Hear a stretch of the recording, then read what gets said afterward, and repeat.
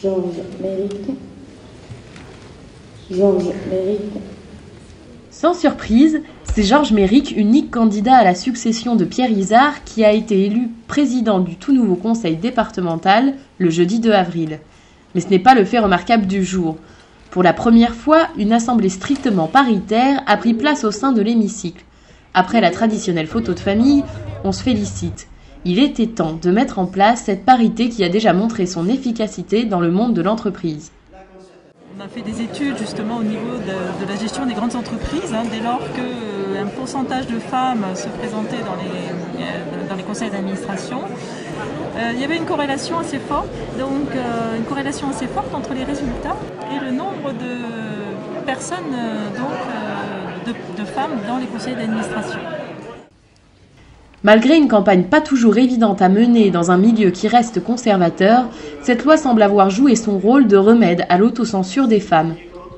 Finalement, ça a bien encouragé justement certaines personnalités qui auraient pu hésiter et donc qui se présentent maintenant avec toute légitimité.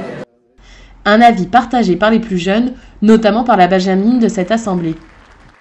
Moi, je ne suis pas persuadée qu'on fait les choses différemment si on a un homme ou une femme. Je ne sais pas si le fait qu'il y ait plus de femmes changera profondément la manière dont sera gérée cette assemblée et les politiques publiques.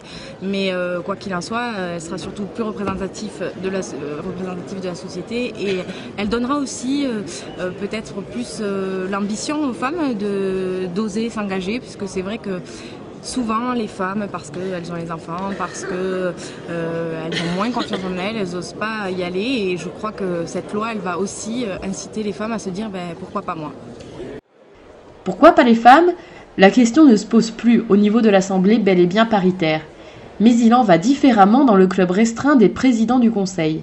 Sur 100 conseils départementaux, seuls 9 sont désormais dirigés par des femmes. Une situation que Georges Méric justifie par l'inertie de toute réforme. Mais oui, il y a beaucoup de sortants hommes et la machine est enclenchée. Dans quelques années, il y aura autant de présidentes femmes que de présidents. C'est un long chemin qui avance gentiment.